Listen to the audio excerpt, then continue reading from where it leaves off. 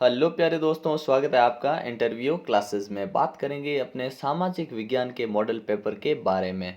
माध्यमिक शिक्षा बोर्ड अजमेर ने 10वीं कक्षा के मॉडल पेपर जारी कर दिए हैं। और आपने अगर बाकी मॉडल पेपर का सलूशन नहीं देखा है तो यहाँ आई बटन पे क्लिक करके अपने विज्ञान सामाजिक का तो हम कर रहे हैं, ठीक है ना। हिंदी, संस्कृत, इंग्लिश, इन सभी का, मैथ्स का, इन सभी का सलूशन यहाँ देख सकते हैं, ठीक है।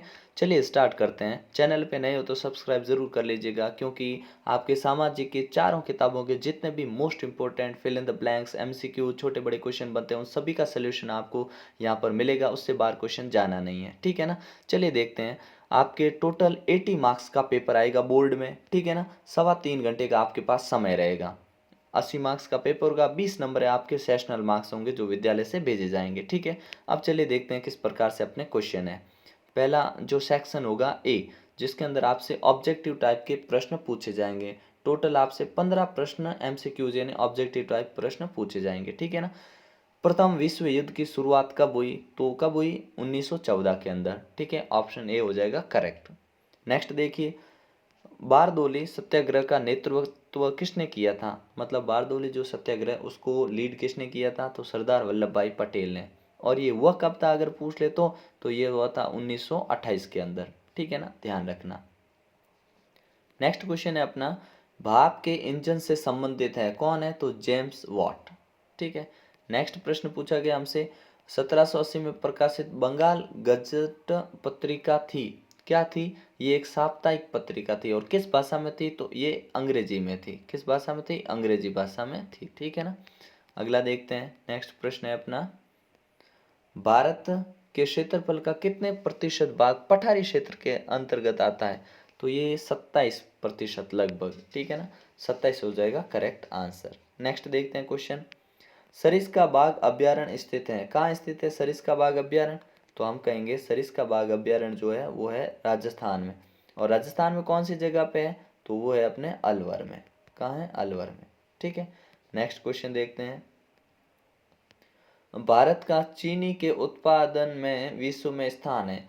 तो भारत चीनी उत्पादन में, भारत है अभी कौन से नंबर पे? दूसरे नंबर पे, ठीक है ना। पहले नंबर पे कौन है? तो पहले नंबर पे है अपने ब्राजील, ठीक है ना। ब्राजील पहले नंबर पे है, ठीक है। अगला क्वेश्चन देखते हैं, निम्नलिखित में से जल परिवहन का प्रकार है, जल परिवहन का प्रकार कौन सा है? तो जल के अंदर तो समुद्री परिवहन चलेगा, ठीक है ना। डी ऑप्शन करेक्ट हो जाएगा। अगला देखते हैं नेक्स्ट क्वेश्चन, सिंहली किस देश की राजभाषा है? तो ये श्रीलंका की राजभाषा है, ठीक है। संविधान की 8वीं अनुसूची में दर्ज भाषाओं की संख्या कितनी है? तो 8वीं अनुसूची में कितनी? 22 भाषाएं शामिल की गई है। कितनी? 22 भाषा। अगला प्रश्न देखते हैं, 2011 की जनगणना के अनुसार भारत का लिंगानुपात कितना था? तो 943, ठीक है ना, 943, ठीक है। इनमें से कौन बहुजन समाज पार्टी का संस्थापक था? तो कौन थे संस्थापक इनमें से? तो हम कहेंगे इनमें से कांसीराम, ठीक है ना। कांसीराम संस्थापक थे, ठीक है। अगला है नेक्स्ट क्वेश्चन, एक वस्तु का अधिकांशतः प्राकृतिक प्रक्रिया से उत्पादन किस क्षेत्र की गतिविधि के अंतर्गत आता है? तो ये आता है प्राथमिक। किसके अंतर्गत आता है? अपने प्राथमिक के अंदर, ठीक है। नेक्स्ट प्रश्न है, ऋण के औपचारिक स्रोतों में शामिल नहीं है, कौन शामिल नहीं है? साहूकार शामिल नहीं है, ठीक है ना। स ऑप्शन हो जाएगा करेक्ट आंसर, ठीक है। अगला देखिए, अंतर्राष्ट्रीय व्यापार से संबंधित नियमों को निर्धारित कीजिए, ठीक है ना। तो निर्धारित करता है, कौन करता है? तो WTO, ठीक है ना, वर्ल्ड ट्रेड ऑर्गेनाइजेशन, ठीक है ना। तो अपने क्या, ऑप्शन ए करेक्ट हो जाएगा। फिर देखिए फिल इन द ब्लैंक्स, ठीक है ना। इसमें कैसे क्वेश्चन है, fill in the blanks, Bombay से पहली कपड़ा मिल में लगी। अब यहाँ पे पहली कपड़ा मिल है ना, वो लगी में लगी मतलब कब लगी ये पूछा है। तो लिखेंगे 7 जुलाई, 7 जुलाई, 1 सेकेंड, 1854, ठीक है ना। 7 जुलाई 1854 को पहली कपड़ा मिल लगी थी, ठीक है ना। अगला है, गुलामगिरी पुस्तक के लेखक हैं, कौन है गुलामगिरी के? तो आप कहोगे ज्योतिबा फूले, ज्योतिबा फूले। नेक्स्ट प्रश्न देखो, कच्चा तेल गैर संसाधन है, किस प्रकार का गैर? बोलेंगे गैर नवीकरण, नवीकरण, नवीकरणीय। नवीकरणीय क्या मतलब? गैर नवीकरणीय मतलब कच्चा तेल ऐसा है जिसको एक बार नष्ट कर दिया तो वापस हम हासिल उसको नहीं कर सकते, उसको गैर नवीकरणीय बोलते हैं, ठीक है ना। विभिन्न देशों के बीच परस्पर संबंध और तीव्रता एकीकरण की प्रक्रिया है, तो कौन सी प्रक्रिया? उसे हम कहते हैं वैश्वीकरण, वैश्वीकरण, ठीक है। अगला देखते हैं, शिरोमणि अकाली दल का मुख्य संबंध मुख्यतः राज्य से है, कौन से राज्य से है? राजस्थान, सॉरी सॉरी, शिरोमणि अकाली दल कहाँ से है? अपने राजस्थान के जस्ट ऊपर कौन सा है? पंजाब है ना, पंजाब, ठीक है ना, माफी चाहता हूँ, ठीक है ना। कहाँ पे है? अपने पंजाब में अकाली दल शिरोमणि का है, पंजाब, ठीक है। अगला प्रश्न देखते हैं, छठा है, राजस्थान शासन प्रणाली में अंतिम शक्ति जनता में निहित होती, कौन सी शासन प्रणाली में? तो लोकतंत्र शासन प्रणाली में, कौन सी में? लोकतंत्र, ठीक है ना, लोकतंत्र में शक्ति, अंतिम शक्ति जनता के पास हर 5 साल में सत्ता चेंज कर सकती है, ठीक है। जवाहरलाल नेहरू ने डैश को भारत का आधुनिक मंदिर कहा करते थे, किसको कहते थे? वो बांधों को कहते थे, बांधों को आधुनिक मंदिर कहते थे भारत का, ठीक है ना। अगला प्रश्न देखते हैं, यहाँ अति लघु उत्तरात्मक प्रश्न है, ठीक है ना, जिनका एक लाइन या एक पंक्ति, एक शब्द या एक पंक्ति में उत्तर आप दे सकते हैं, ठीक है। क्या क्वेश्चन पूछा गया? बेगार क्या है? तो बेगार क्या होता था? किसी को किसी की मेहनत की मजदूरी दिए बिना काम करवाना बेगार कहलाता था, ठीक है ना। क्या? काम तो आप करवाओ लेकिन उसकी मजदूरी क्या है? नहीं देना, मजदूरी नहीं देना, ठीक है ना, मजदूरी नहीं देना, फ्री में काम करवाना जिसको कहते हैं, ठीक है ना। तो बिना मूल्य चुकाए श्रम करवाने की प्रथा को क्या बोला गया था? बेगार, ठीक है। फ्लाई शटल क्या है? फ्लाई शटल क्या है ये पूछा गया। तो फ्लाई शटल क्या होता है कि एक प्रकार का ये यंत्र होता है जो कि बुनाई में उपयोग में आता है, बुनाई मतलब कपड़े बनाने के लिए जो बुनाई की जाती है उसमें उपयोग आने वाला यंत्र था फ्लाई शटल, ठीक है ना, ध्यान रखिए। फिर है, स्पिनिंग जेनी का आविष्कार किसने किया? तो ये किया था आपने जेम्स जेम्स हरग्रीव ने, ठीक है। नेक्स्ट क्वेश्चन पे चलते हैं। नेक्स्ट प्रश्न पूछा गया है, सरकार के विभिन्न अंगों के नाम लिखिए। तो सरकार के विभिन्न अंग कौन कौन से? नाम लिखिए। तो पहला हम लिख देंगे विधायिका, विधायिका, कार्यपालिका,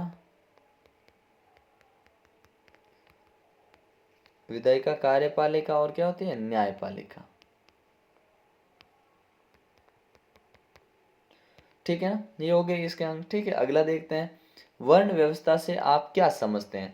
तो वर्ण व्यवस्था क्या होती है कि भारत के अंदर अपने प्राचीन समय से है ना, प्राचीन काल से ही समाज को 4 वर्गों में बांटा गया था। किसमें? 4 वर्गों में। कौन कौन से? एक तो ब्राह्मण, एक क्षत्रिय, एक वैश्य और एक शूद्र, ठीक है ना, वैश्य और शूद्र, ठीक है। ये 4 वर्णों में पुराने टाइम से ही बांटा हुआ था, ठीक है। इसके आधार पे धीरे धीरे इन्हीं वर्णों के अंदर ही जातियां बनती गई, ठीक है ना। इसको बोल दिया गया वर्ण। हालांकि अपने वर्ण व्यवस्था चलती थी पुराने टाइम, अभी तो ऐसा नहीं है, ठीक है। तो इसी को वर्ण व्यवस्था बोला गया था, जिसमें ब्राह्मण, क्षत्रिय, वैश्य अपने कर्म के अनुसार अपने वर्ण को चुना करते थे, ठीक है ना। अगला देखिए, राजनीतिक दलों को मान्यता और चुनाव चिन्ह कौन आवंटित करता है? तो चुनाव आयोग करता है। कौन करता है? चुनाव आयोग, ठीक है। अगला प्रश्न देखते हैं, सकल घरेलू उत्पाद से क्या समझते हैं? मतलब जो सकल घरेलू उत्पाद होता है उसकी क्या परिभाषा लिख सकते हैं? तो देखिए, इसको हम शॉर्ट में कहते हैं GDP, ग्रॉस डोमेस्टिक प्रोडक्शन, ठीक है ना, GDP। ये क्या होता है?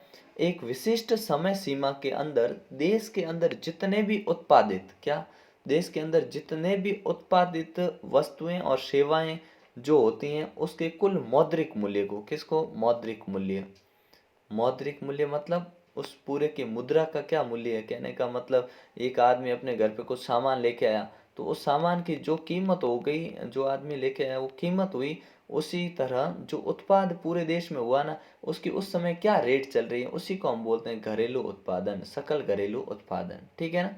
अगला देखिए, वे कंपनियां जिनका कारोबार 100 अधिक देशों में पाया जाता है, जो 1 से अधिक देशों में कार्य करते हैं उनको कहते हैं हम बहुराष्ट्रीय कंपनियां, बहुराष्ट्रीय कंपनियां, ठीक है ना। अगला देखते हैं नेक्स्ट क्वेश्चन। नेक्स्ट है भारतीय वन्य जीव संरक्षण अधिनियम किस वर्ष लागू किया गया था? तो बड़ा आसान है, 1972, 1972 में, ठीक है। ध्वनि प्रदूषण से मानवता पर क्या प्रभाव पड़ते हैं, संक्षेप में लिखिए। तो बड़ा सिंपल सा आंसर है इसका, आप मन से भी लिख सकते हो। क्या? एक तो चिड़चिड़ापन आता है, आक्रामकता आती है, रक्तचाप यानी ब्लड प्रेशर ऊपर नीचे होता है, ठीक है, और भी कई इसके नुकसान होते हैं, ठीक है, ध्यान रखिएगा। नेक्स्ट क्वेश्चन देखिए, बी सेक्शन में आपसे दो दो नंबर के क्वेश्चन पूछे जाएंगे, ठीक है ना, ज़्यादा मुश्किल नहीं, बड़ी आसान होते हैं, ठीक है ना। साइमन कमीशन भारत क्यों आया था? तो इसका मेन आने का उद्देश्य क्या था? तो जानते हो, साइमन कमीशन भारत आया था जो अपने 1919 अधिनियम था, उस अधिनियम के कामकाज, जो भी कामकाज उसकी समीक्षा करने आया था भारत, ठीक है। और भारत के राजनीतिक दलों ने इसका भयंकर विरोध किया, पुरजोर विरोध किया, ठीक है। चलिए अगला देखते हैं कि मुद्रण संस्कृति ने भारत में राष्ट्रवाद के विकास में क्या योगदान दिया? मतलब मुद्रण मतलब ये छापने की प्रवृत्ति थी ना, किताबें निकालना, इससे भारत की जो राष्ट्रवाद है उसमें क्या फायदा हुआ? तो इसका बहुत फायदा हुआ। कैसे? कि राष्ट्रवाद में महत्वपूर्ण भूमिका इस प्रकार रही, एक तो जो पत्रिकाएं जाती तो लोगों को जागृत करती, ठीक है। जैसे बंकिम चंद्र चटर्जी का जो उपन्यास था आनंद, कौन सा था, आनंद मठ, है ना, आनंद मठ, ये जो था, ठीक है। इस प्रकार से और बहुत सारे उपन्यास थे जो देश प्रेम से आत्मप्रोत थे, ओतप्रोत थे और लोगों को जागृत करते थे, ठीक है ना। अगला प्रश्न देखिए, सत्ता की साझेदारी क्यों जरूरी है? कोई दो तर्क बताइए। तो सत्ता की साझेदारी जरूरी इसलिए क्योंकि अगर सत्ता में कोई अकेला व्यक्ति होगा तो वो मन मर्जी कर सकता है, लेकिन सत्ता में साझेदारी होने से क्या होता है, सामाजिक संघर्ष की भावना बनी रहती है, ठीक है। और लोकतंत्र की आत्मा ही सत्ता है, जिसके अंदर की एक आदमी डोमिनेट नहीं करना चाहिए, ठीक है ना। इसलिए सत्ता में साझेदारी जरूरी होती है, ठीक है। नेक्स्ट देखते हैं, किन्हीं दो प्रावधानों का जिक्र करें जो भारत को धर्मनिरपेक्ष राष्ट्र मानते हैं। तो पहला तो प्रावधान ये है कि भारत का कोई धर्म नहीं है, ठीक है, आपने कोई धर्म लिखा हुआ नहीं है। दूसरी बात क्या, यहाँ पे नागरिकों को हर धर्म मानने की छूट है, आप जो चाहे वो धर्म मानो, कोई दिक्कत नहीं, ठीक है ना। तो ये अपने विशेष बातें थी, ठीक है ना।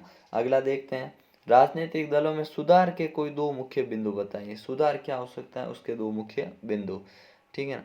तो एक तो जो ये हो सकता है कि लोकतंत्र में जितने भी ये दल बदल लोग होते हैं, दल बदलो, उन सभी को कुछ एक कैटेगरी बना दी जाए, ठीक है ना, लोकतंत्र के लिए जरूरी रहेगा ये, ठीक है। और न्यायालय में जो कम अपराधी वाले प्रवृत्ति वाले लोग हैं उनसे कुछ न कुछ काम करवाया जाए, ठीक है, तो लोकतंत्र की आर्थिक शक्तियों में आ जाएगा, ठीक है। नेक्स्ट देखते हैं,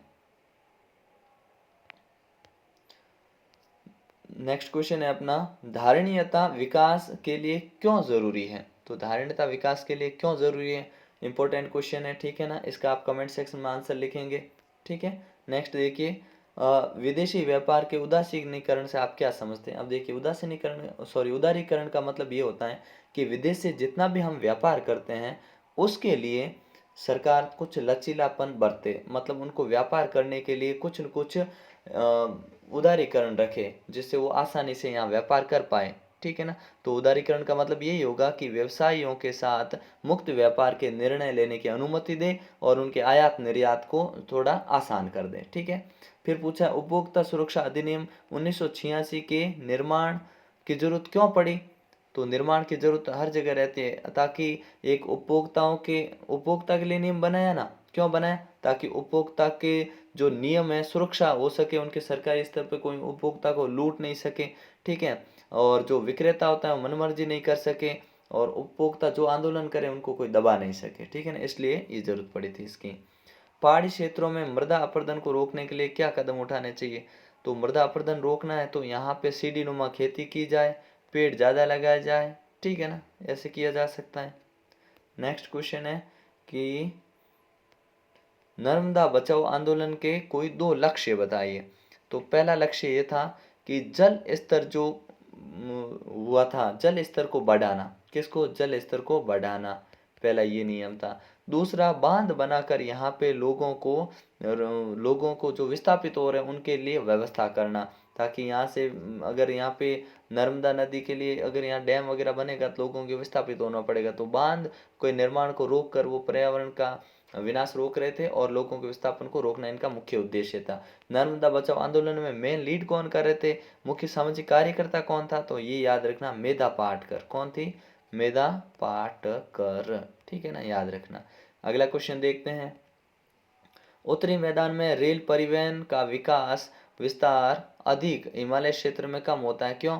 सिंपल सा कारण है कि इस क्षेत्र में जहाँ पे ज़्यादा हो रहा है उधर समतल है मैदान। कैसे हैं? समतल मैदान है, जिससे दिक्कत नहीं होती, लेकिन हिमालय क्षेत्र में ऐसा नहीं है, ठीक है ना। अगला प्रश्न देखते हैं। नेक्स्ट आपसे खंड स में ऑप्शन वाले क्वेश्चन, कहने का मतलब इन दोनों में से कोई आपको एक करना है। ये सारे इंपॉर्टेंट क्वेश्चंस हैं जो अपने चैनल पे आपको प्लेलिस्ट में मिल जाएंगे, इसलिए आपको चिंता करने की बिल्कुल भी जरूरत नहीं। 17वां क्वेश्चन आपको इस प्रकार से दिया गया, 3-3 नंबर के थे। ये 18वां क्वेश्चन आपको और में दिया हुआ है, इसलिए दिक्कत नहीं। 19वां क्वेश्चन और में है, ठीक है ना। फिर आते हैं 20वें पे खंड द में, जिनमें आपसे बड़े क्वेश्चन, बड़े तो यहाँ भी नहीं है लेकिन थोड़े ठीक ठाक क्वेश्चन है, ठीक है ना। इनका आंसर आपको देना है, ये भी और में मिलेंगे आपको, इसलिए दिक्कत नहीं है, ठीक है ना। इस प्रकार से आपको क्वेश्चंस को अटेम्प्ट करना है, ठीक है। और लास्ट में आपको मानचित्र के अंदर कुछ चीज़ें भरने को बोलेंगे, ठीक है ना। तो मानचित्र भी जल्दी आपके लिए अपलोड हो जाएंगे ताकि आप इनको आराम से भर पाओ, ठीक है ना। फिर हाँ, ऊर्जा संयंत्र, इसमें इंपॉर्टेंट जो चीज़ें होती हैं जैसे ऊर्जा संयंत्र हो गया, अभ्यारण्य हो गया, ये मानचित्र इंपॉर्टेंट है, ये आपको इस चैनल पे मिल जाएंगे, ठीक है ना। तो मिलते हैं नेक्स्ट पार्ट में, तब तक के लिए जय हिंद, जय भारत।